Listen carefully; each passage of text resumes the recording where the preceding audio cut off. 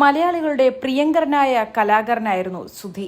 സുധിയുടെ വേർപാടിന് ശേഷം ഏറ്റവും അധികം സുധിയുടെ കുടുംബത്തെ സ്നേഹത്തോടെ താങ്ങി നിർത്തിയതും സഹായിക്കുന്നതുമെല്ലാം അവതാരകയും മോഡലുമായ ലക്ഷ്മി നക്ഷത്രയാണ്.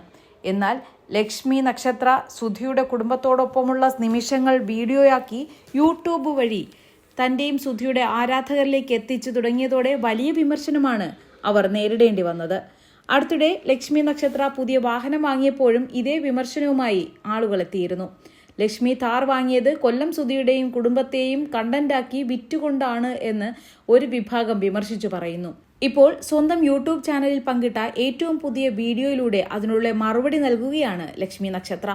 അതും കൊല്ലം സുധിയുടെ കുടുംബത്തിനെ സാക്ഷിയാക്കിക്കൊണ്ട് തന്നെയായിരുന്നു. നെഗറ്റീവ് പറയുന്നവരോട് പറയാനുള്ളത് ഇതാണ്: നിങ്ങൾ എന്താണ് വിചാരിച്ചത്? ഒരു വീഡിയോ ഇട്ടാൽ ഉടൻ തന്നെ എന്നെ യൂട്യൂബ് സ്പെഷ്യൽ കേസായി പരിഗണിച്ച് ഡോളേഴ്സ് ഇട്ട് തരുമെന്നാണോ? പിന്നെ പെർഫ്യൂം കണ്ടന്റ് ഇട്ട് താർ മേടിക്കാനുള്ള കാശ് എനിക്ക് കിട്ടിയെന്ന് പറയുന്നത് എങ്ങനെയെന്ന് മനസ്സിലാകുന്നില്ല.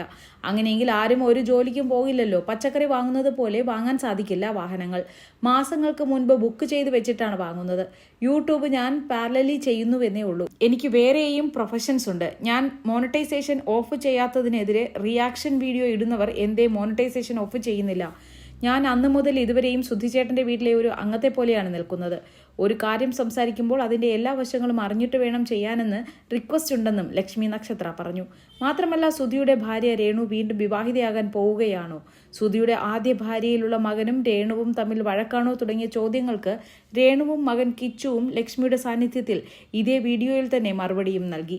രേണുവിൻ്റെ കല്യാണമായോ എന്ന് ചോദിച്ച് ഡെയിലി നിരവധി കോളാണ് തനിക്ക് വരുന്നതെന്ന് ലക്ഷ്മി പറഞ്ഞപ്പോഴാണ് റൂമറുകളിൽ സത്യമുണ്ടോ ഇല്ലയോ എന്ന് രേണു ലക്ഷ്മിയോട് പറഞ്ഞത്. ഞാനും കിച്ചുവും അടിച്ചു പിരിഞ്ഞിട്ടില്ല. അമ്മയും മക്കളും എങ്ങനെയാണ് അടിച്ചു പിരിയുന്നത്? കിച്ചു കാരണമാണ് സുധിച്ചേട്ടൻ എന്നെ കല്യാണം കഴിച്ചത്. ആദ്യം കിച്ചുവിനെ കാണുമ്പോൾ അവന് 11 വയസ്സേ ഉണ്ടായിരുന്നുള്ളൂ. എൻ്റെ ആദ്യത്തെ മോൻ കിച്ചുവാണ്. സുധിച്ചേട്ടൻ്റെ അമ്മയുടെ ആഗ്രഹപ്രകാരമാണ് കിച്ചു സുധിച്ചേട്ടൻ്റെ വീട്ടിൽ നിന്ന് പഠിക്കുന്നത്. സുധിച്ചേട്ടൻ പോയതിനു ശേഷം അമ്മ മകൻ എന്ന രീതിയിലുള്ള ഞങ്ങളുടെ ബന്ധം കൂടുതൽ ദൃഢമായി. അവനൊരിക്കലും ഞങ്ങളെ ഇട്ടിട്ട് പോവില്ല. അതുപോലെ പിന്നെ എൻ്റെ രണ്ടാം വിവാഹം കർക്കിടകം കഴിഞ്ഞാണ് എൻ്റെ വിവാഹം. കിച്ചു കൈപിടിച്ചു കൊടുക്കും. വരൻ ആരാണെന്ന് വെളിപ്പെടുത്തുന്നില്ല. ഞാൻ വീണ്ടും കല്യാണം കഴിക്കാൻ പോകുന്നു എന്ന രീതിയിൽ തന്നെ ഇരുന്നോട്ടെ എന്നാണ് രണ്ടാം വിവാഹ വാർത്തകൾ നിഷേധിച്ച് രേണു പറഞ്ഞത്. അതേസമയം രേണു കല്യാണം കഴിക്കുകയാണെങ്കിൽ കഴിക്കട്ടെ എന്നാണ് ലക്ഷ്മി പറയുന്നത്.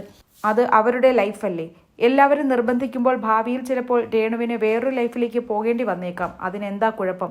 ഇപ്പോൾ ദൈവം സഹായിച്ച് രേണു അങ്ങനെ ഒരു തീരുമാനം എടുത്തിട്ടില്ല. ലൈഫിൽ നാളെ എന്ത് എന്ന് നമുക്കാർക്കും അറിയില്ലല്ലോ എന്നാണ് ലക്ഷ്മി നക്ഷത്ര പറഞ്ഞത്.